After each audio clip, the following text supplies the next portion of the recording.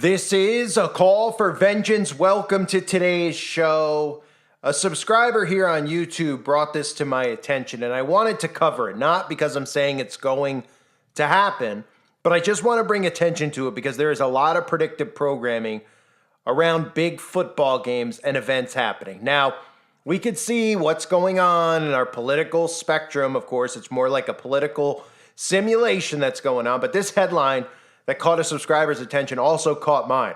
NFL announcer Joe Buck predicts a bad story will come out of Super Bowl 58. Quote, "It won't stay in Vegas." Another headline from him, and what he said also says there will be a Vegas-related mess. Now, again, this isn't me saying something is going to happen, but we always have to look at these stories. Every year I cover the Super Bowl, and there's usually all of these stories out there. You could go do a Google search yourself about a terror event and the Super Bowl and how, the government is worried that an event will happen. And then we hear all these stories about, it's a perfect target for an event, et cetera, et cetera.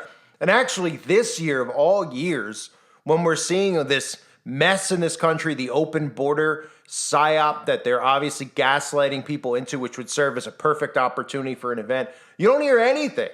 The only thing that you see about, a terror event and the Super Bowl is articles from years past. 2022, Super Bowl 46 is a potentially attractive target was the headline for a terror event.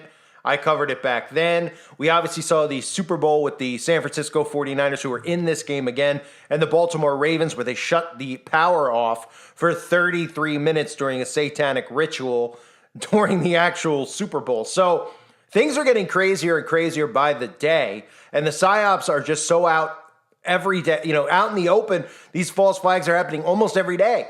So it shouldn't surprise us if we see one. And the reason I'm covering this, again, is to just bring attention to this because of the predictive programming behind it. I'm going to show you a compilation of clips that use the Super Bowl or a huge football game, quote, championship game, as a backdrop for a terror event. There are movies like Black Sunday, where the plot is a blimp pilot who has endured the horrors of Vietnam, is now psychotic, hoping to kill himself in grand fashion.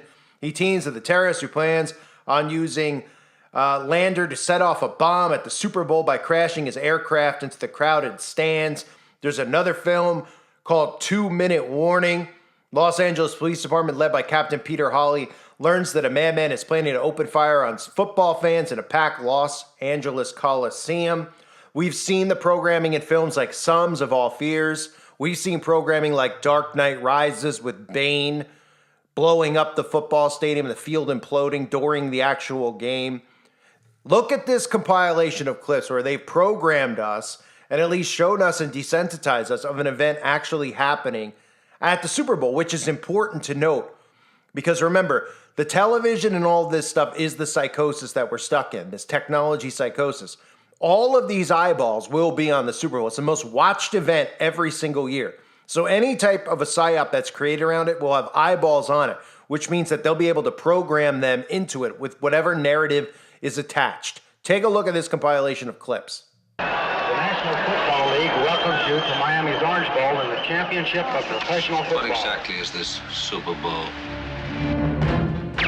Are you out of your mind? Pat Summerall with Tom Brookshire. And Tom, you can feel the pressure building up all week. So here we go. Super Bowl is underway.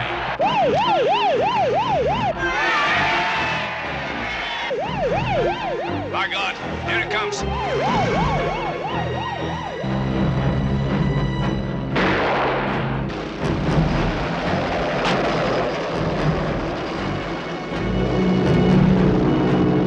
Corley to stadium, Corley to stadium.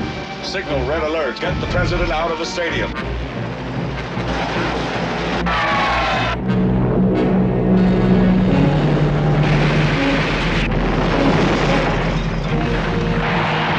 All right, we're gonna shoot the thing down. You can't shoot it down. It's filled with helium. We are going to kill the pilot. If anything happens to me, you use this on the backup fuse.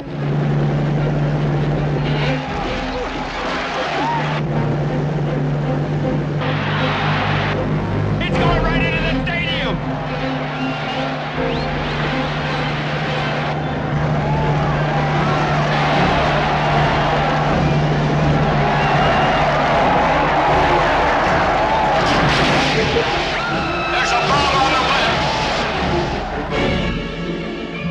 Sunday. It could be tomorrow.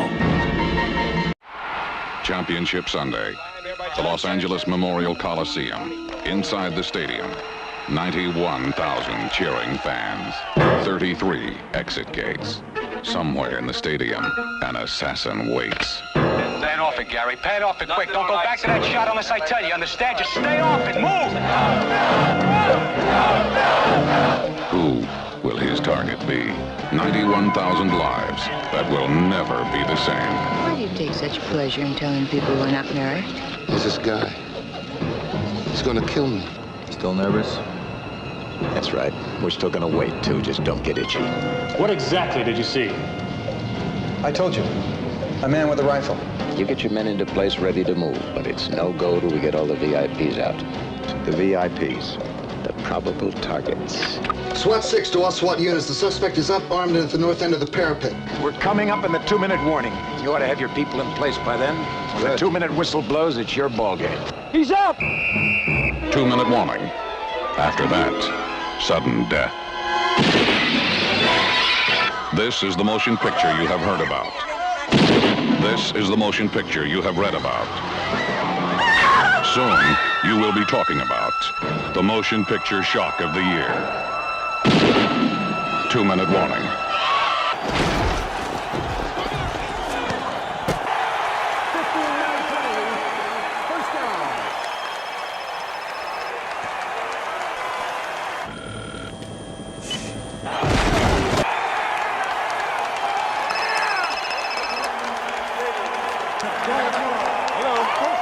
Sir!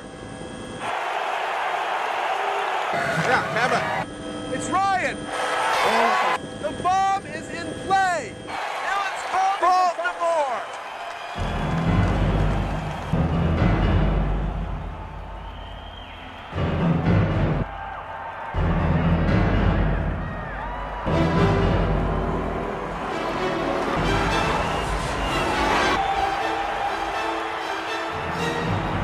Mercury! Let's go! Let's go!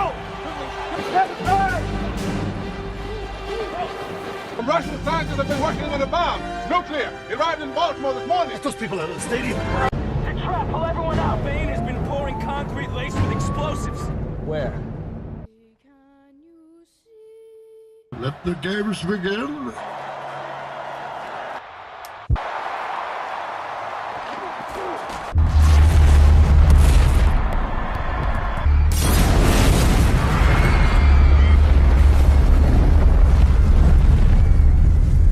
So all of those clips center around a big football game, and we've seen these over the years over and over and over again, and we've heard whispers of attacks. Yet this year we're not really hearing any rumors about how, Homeland Security is on high alert or how the FBI is on high alert at Las Vegas. Now, Las Vegas was also the siting of one of the other large, very large false flags that our government created, as you all remember. A lot of us got wiped off the internet at that period of time. Not me, of course, I'm brand new, but a lot of us got wiped off the internet for talking about that event in Las Vegas. That was clearly staged. And I was talking about specifically not just how fake these events are, but the narratives and the psychosis behind those, where they have these things occur at events where people think that they can go and feel safe. They don't want you to feel safe anymore. In fact, they want you to think that if you go to the grocery store or the mall, that you could be a victim of one of these attacks, thus Big Brother can step in and remove the gun or put in more security laws to keep an eye and keep tabs on all of our free speech, which is already in place, obviously, with the Patriot Act. Those clips right there, look at that theme. I mean, again, we've been trained to what? Look at movies and think that these are artistic expressions and creative writing from individuals who just randomly, write a script and then show up in Hollywood and hand it to some guy and become billionaires. Wouldn't we all do that? Okay, it's programming. Film, television, news is programming. They show you this stuff over and over and over again because they desensitize you and program you subliminally by doing it, right? We can all look back at the outbreak. How many of you woke up during the outbreak? Now, I've been awake for a long time, but I know the outbreak was something that helped wake people up, kind of like the event that happened on the 11th day of September. And when people started waking up, I noticed they finally were paying attention to all of the movies that showed them the same exact storyline as the outbreak playing out in movies. And what did the mainstream media do? Oh, they don't bring attention to it. And if they do, they just say it's crazy conspiracy junk. You know, there were literally movies with the same exact plot over and over and over again, with the quarantines in place, with the way the world looks after the fact, the distancing, the social distancing, right? They showed us in advance, then they went through with it. So I'm not saying that this is the specific Super Bowl that they would do something. What caught my eye wasn't just the headline from Joe Buck. And if you actually read deeper into the article about Joe Buck saying he's staying away from Vegas, he wasn't saying that he was staying away because he thinks there's going to be an event, but he was hinting at it by saying that, you know, it could be very messy, right? He was saying that, it's going to be congested, so he didn't want to go there because he doesn't like traffic and congestion.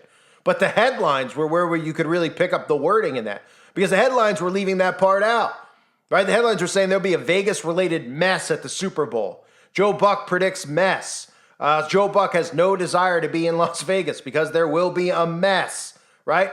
Those are subliminal words that they put in the headlines, right? And then in the actual article, you know, you read more into detail and they go, well, that's just clickbait. They put that in the headline and then you read the article and Joe Buck's just saying he doesn't want to go there. He doesn't want to be around people. But it also says he believes something bad is going to come out of the Super Bowl and he doesn't want to stay in Vegas. So we can always look through the stories and see stuff like that. That's why I'm covering it. And again, I'm not saying something's going to occur. I know people will comment, they're like, nothing happened. I told you that nothing would happen. Well, the one thing I'll guarantee that does happen at the Super Bowl is you will see agenda after agenda after agenda in the programming ads that they will pop out, which I will cover this week during the Super Bowl. And you will also see a ritual done at halftime because the performances are always mass rituals. You'll see the black and white Masonic chant. You'll see all that stuff with Illuminati puppet Usher. But back to this story. So you saw those movies, the compilation of those clips. There was nobody who was coming up with this idea. They're like, this is a great idea. I've never heard of this before, because wouldn't somebody who wrote one of those films, or even The Dark Knight, which that's not the plot of the film, but wouldn't they say, hey, you know, doing the event at a football stadium is a little bit, you know, they've done that before in movies. I mean, they've done it in 2 Minute Warning. They've done it in Black Sunday. They even did it in Sum of All Fears, which is, you know, that movie has the same plot with a terror event happening at a big Super Bowl game, right? A big championship game. That one was in Baltimore. Now, this Super Bowl is in Las Vegas, but just thinking about how these people were told that these people are supposed to think, somebody would say, hey, you know, why would we make a movie? They've already done a movie about an event at a Super Bowl. Why don't we do one about an event at a basketball game? Or, you know, even though that would be stupid too, why don't we do something about something totally different, right? They tell us this stuff and they show us this stuff. And, you know, to me, just as much of a red flag about that Joe Buck article, or even more so maybe, is the fact that they are not gaslighting us with stories about how the Super Bowl could be the setup or the place for a big terror event, and the Department of Homeland Security, et cetera, are standing by. Every single year there is article after article after article about warnings about the Super Bowl, almost like they want to bait us into talking about it. And this year there doesn't happen to be one, while we have all this other chaos that is being done by design surrounding us. So there could be something minor that happens, there could be something major that happens, there could be nothing that happens. But I'm covering the story because we have to read between the headlines. We have to look at the predictive programming that's out there from the past.